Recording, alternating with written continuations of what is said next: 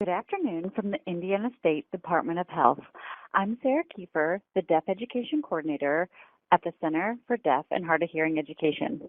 On behalf of the PASS project of the Bloomberg Center at Indiana State University, Indiana Hands and Voices, and the Center for Deaf and Hard of Hearing Education, I would like to welcome you to our webinar series, Affecting Positive Outcomes for Children Who Are Deaf and Hard of Hearing.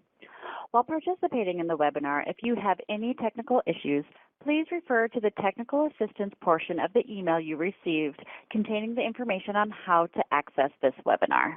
Professional growth points are also available following this presentation. In order to receive a certificate, you will need to participate in the entire presentation and complete the evaluation immediately following. Thank you for participating in this EPO webinar. The presentation will begin shortly. Hello, my name is Monica Galeen, and I've been working with deaf and hard of hearing children for a long time. I started my career at Riley Hospital, where I worked for 9 years as a member of the diagnostic team and in the hearing aid program. When I left Riley, I moved on to become follow-up coordinator for Indiana's Early Hearing Detection and Intervention program. And most recently, my career path has brought me into the wonderful, rewarding world of educational audiology. And I'm so grateful that this is where I've landed. It really is magical to see a child light up when he hears the teacher's voice from across the room, or when they want to show you their new device, or when they succeed in an area that's been a struggle for them. So many wonderful moments to witness in the educational world.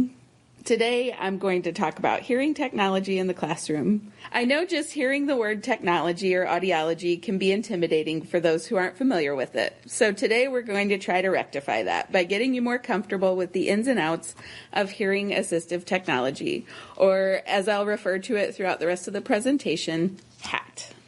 Before we dive into everything, I just need to note that I am not affiliated with any manufacturer.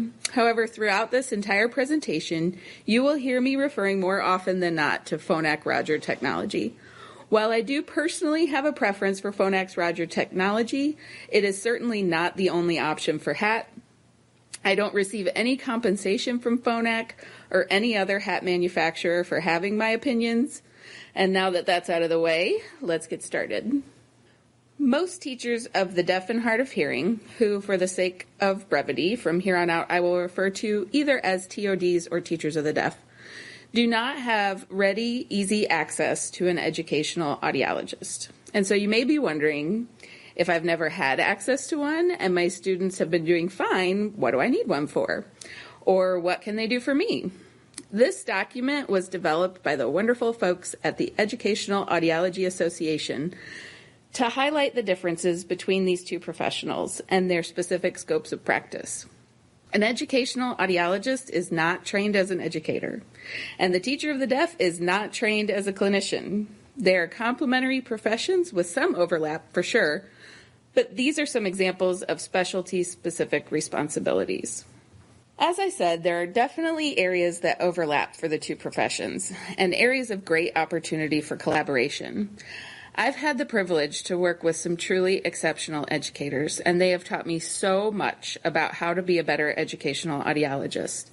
There are things that may jump out to me during a classroom observation that may not have caught the attention of the TOD, and vice versa. There are recommendations that a TOD will think of that wouldn't have occurred to me. TODs know their students in a way that the most involved and present educational audiologist may not, and therefore collaboration and open communication is so critical. So if you haven't had the opportunity to work with an educational audiologist, you may be wondering, yeah, but what do you actually do? Here's the short version. The bullet point of evaluations could be its own entire presentation. I will not bore you with all the specifics, but on the next slide, I will talk about a few of the different types of evaluations that educational audiologists can provide.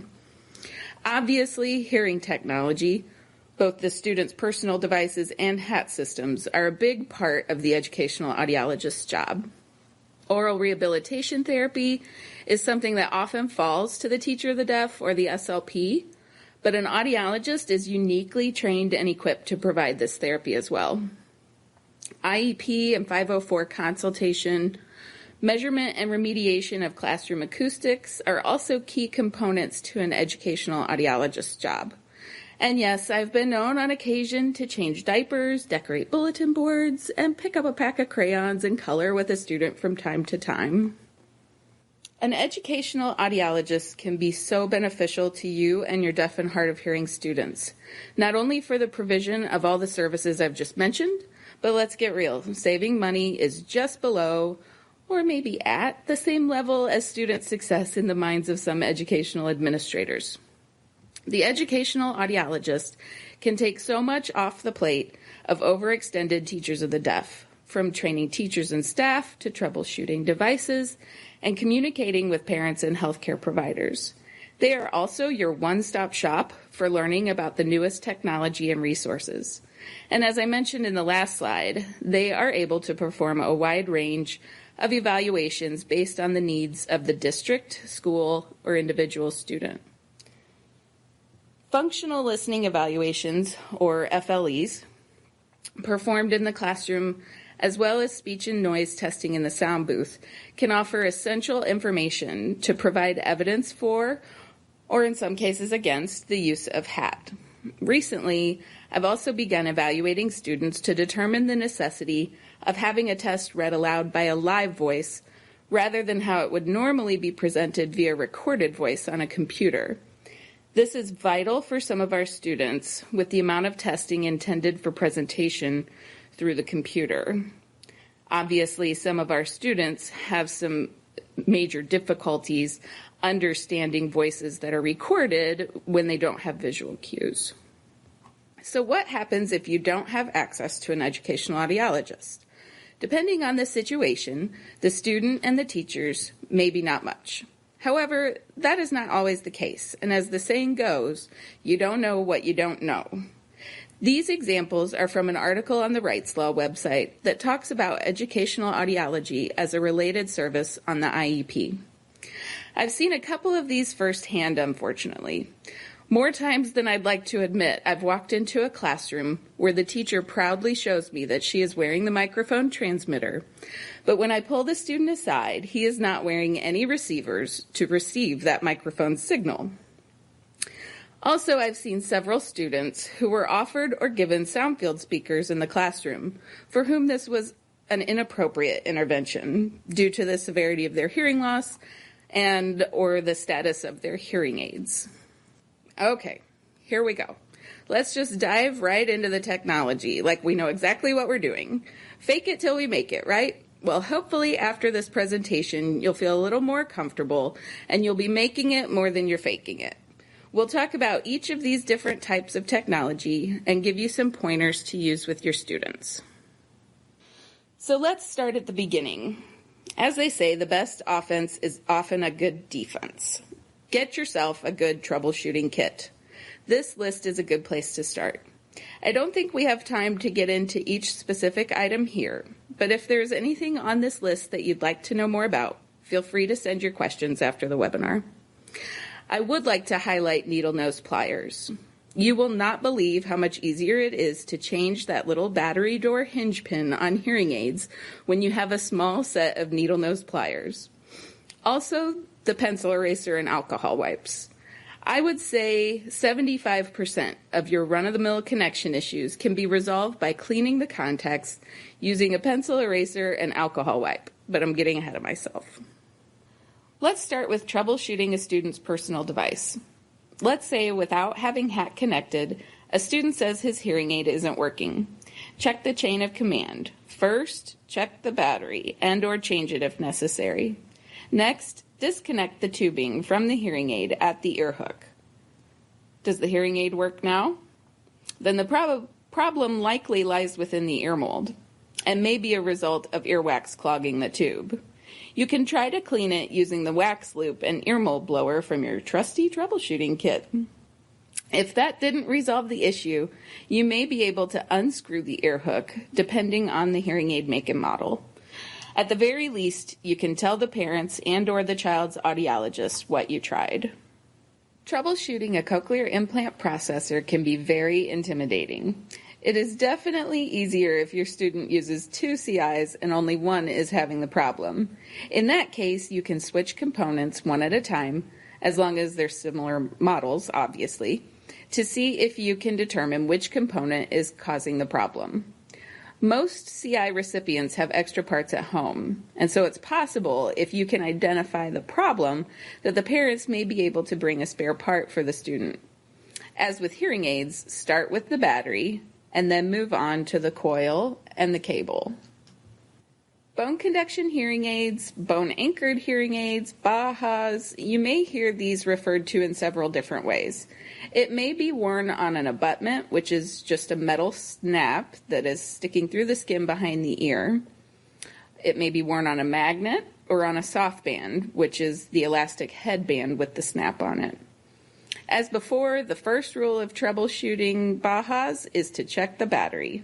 With devices from the manufacturer Cochlear, you are able to listen to the device yourself by snapping it onto the tool pictured, holding it snugly against your head, and plugging your ears with your fingers, which simulates a conductive hearing loss to a small extent. This allows you to hear the signal from the BAHA.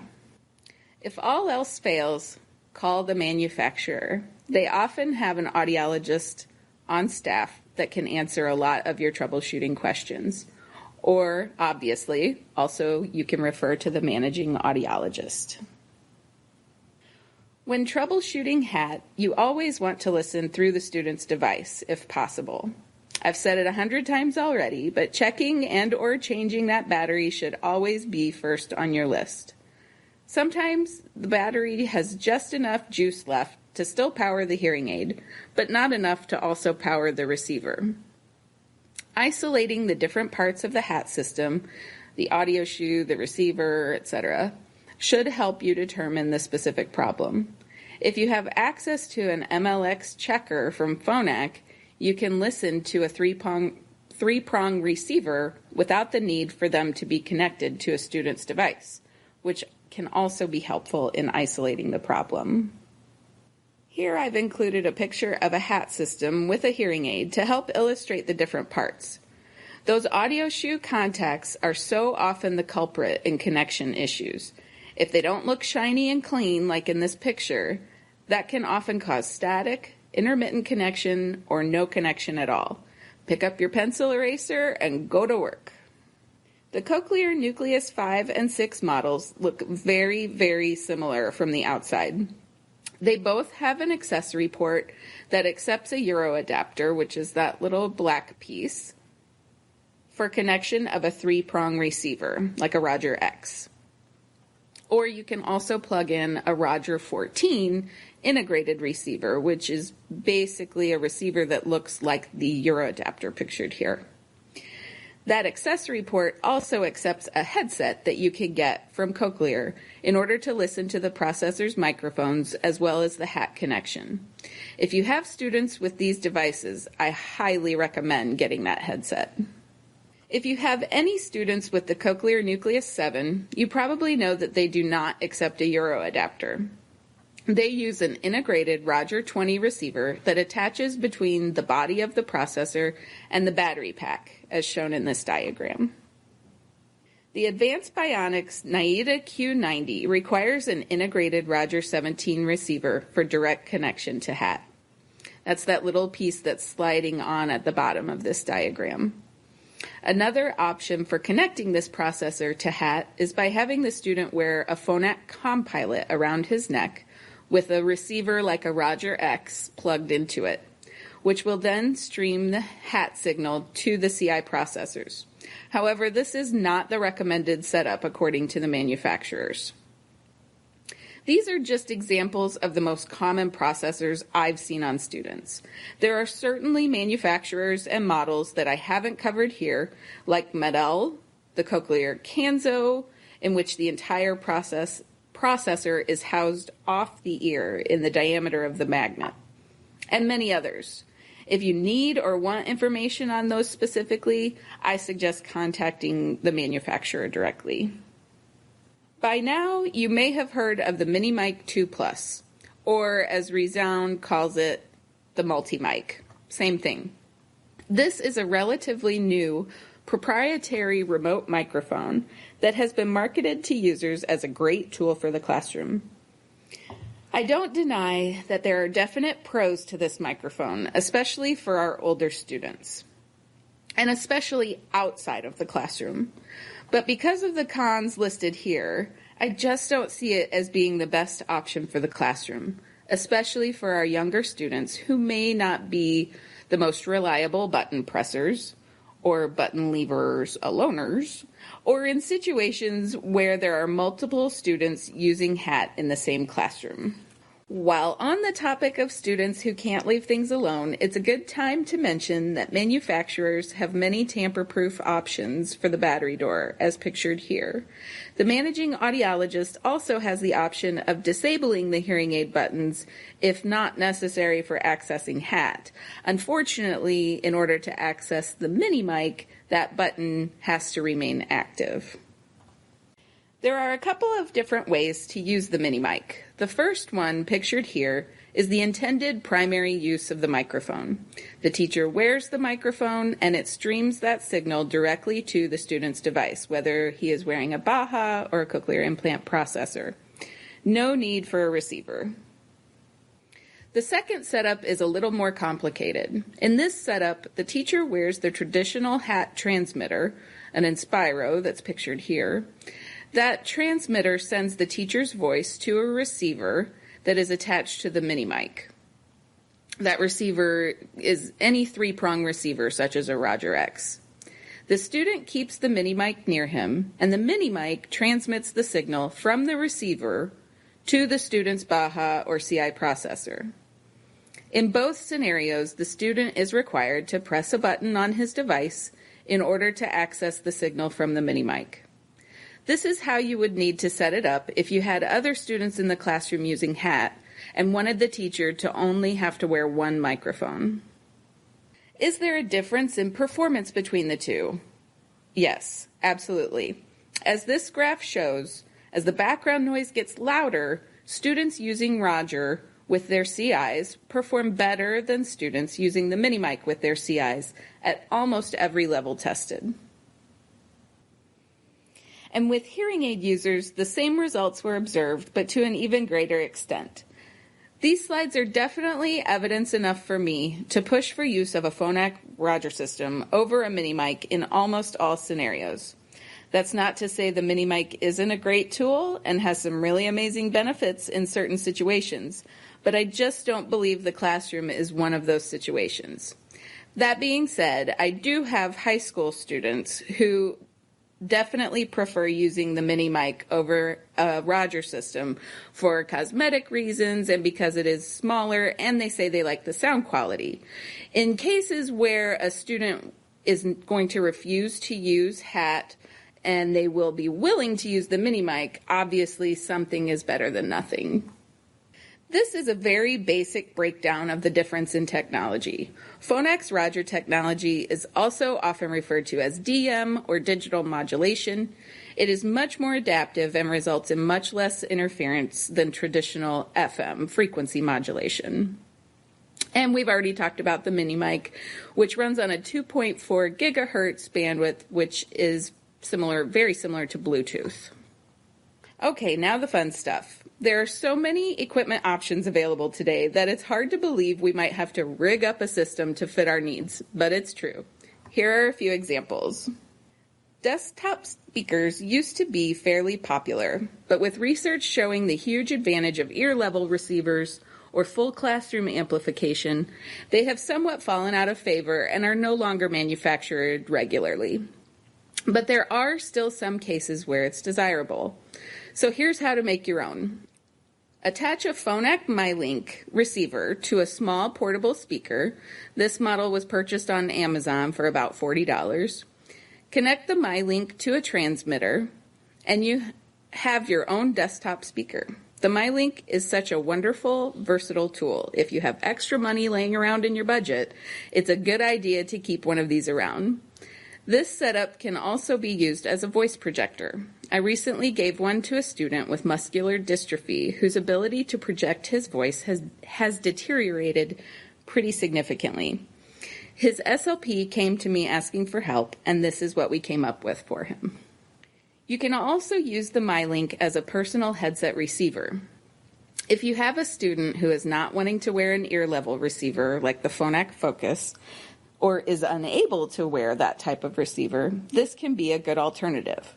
Phonak sells headphones to fit the smaller 2.5 millimeter jack on the MyLink, but you can also purchase an adapter and use any headphones that you or the student prefer. There may be occasions when you need a quick, inexpensive solution to offer live captioning for a student. This is another cool use of the MyLink, and again, I promise this is not a Phonak advertisement. Connect a Roger MyLink to your computer's headphone jack via the audio cable. Choose microphone in rather than headphones or speaker out, etc. from the audio menu. Sometimes this pops up on its own, sometimes you have to look for it. Chromebooks are an exception, and I'll talk about that in a minute. Open a Google Doc. Under the Tools, click on Voice Typing to activate the voice-to-text feature. Connect your Roger transmitter to the Roger MyLink, and there you go. Here's a visual to help you see what I'm talking about. There are two major issues with this setup that I will readily admit to. It is not a replacement for true live captioning. The first is that when the speaker pauses, the captioning within the Google Doc turns off. The user has to press the microphone button over and over again in the Google Doc to continue to restart the captioning. Also, with Chromebooks, it requires an audio cable to USB adapter in order to convert the MyLink signal to an input. Other than using that adapter, I have not found a way to make a Chromebook accept the signal from the MyLink. Now let's get into some case studies. In this first case, we had a 7-year-old who was newly identified with unilateral hearing loss. He was fit with a hearing aid and was given preferential seating in the classroom. He complained of discomfort with loud sounds and had some difficulty working up to full-time use of the hearing aid.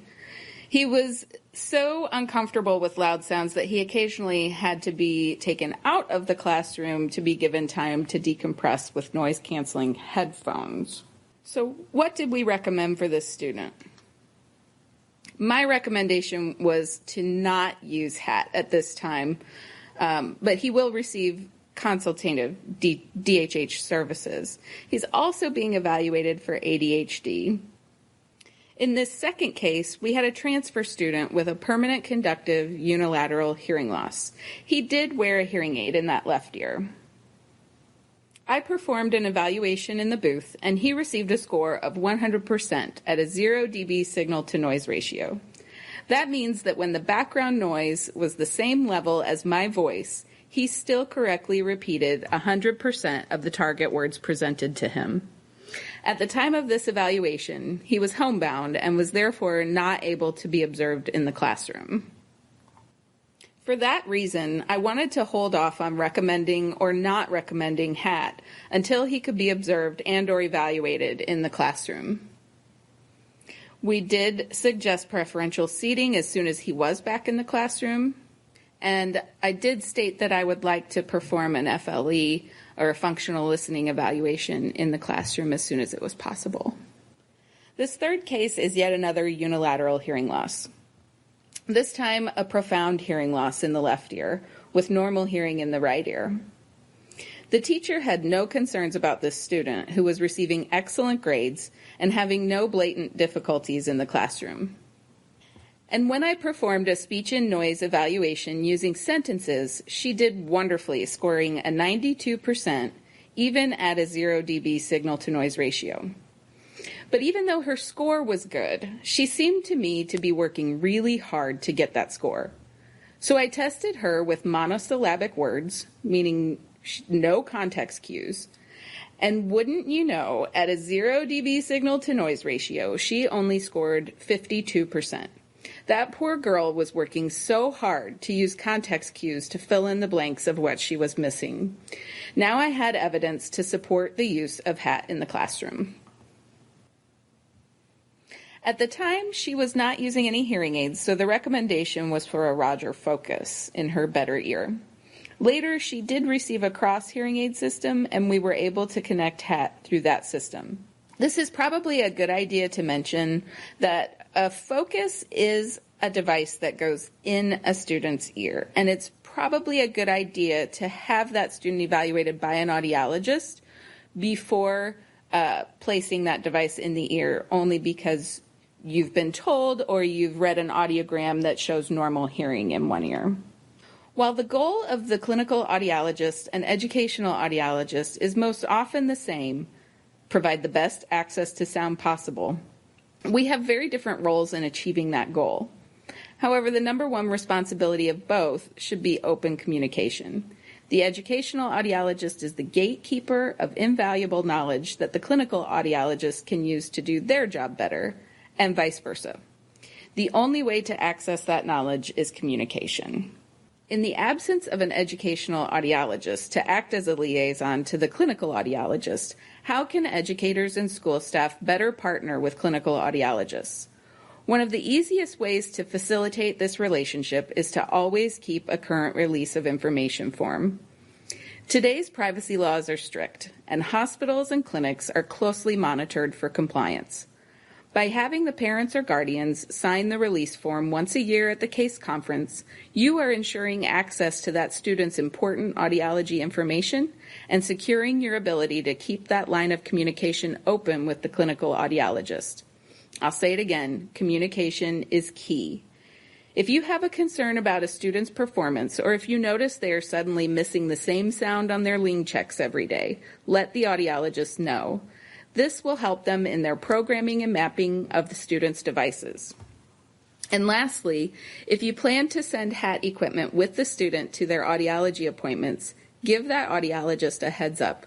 Let them know why you're sending it and what you're sending and what you'd like for them to do. A little advanced knowledge of what's coming can help that audiologist plan accordingly to be able to provide what's necessary for their visit. So that's it. I am happy to answer any questions about the material presented today, and if your district is looking for consultative educational audiology services, please feel free to contact me directly. Thank you. My name is Robin Toma, and I am the project coordinator for the PASS project. On behalf of Indiana Hands and Voices, the Center for Deaf and Hard of Hearing Education, and the PASS project, we want to thank the presenter.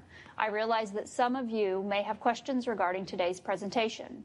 Due to time constraints, we ask that you share your questions in the space provided on the evaluation. The presenter will address each of these questions, and answers will be sent to all participants via email. In order to receive a certificate of attendance for participating in today's webinar, you will need to take a moment to complete the webinar review and evaluation. The link to complete this survey was sent to you in the same email as the webinar link. The survey includes 2 questions that ensure completion of the webinar and additional evaluation questions. We are asking that you complete the survey by this Monday at 4 p.m. Certificates of attendance will be sent via email in 1 to 2 weeks. If you have any questions regarding the webinar review and evaluation, feel free to contact Robin Toma. We want to thank you for participating in today's webinar. We hope that the information provided will benefit your practice. We look forward to your participation in future webinars and trainings.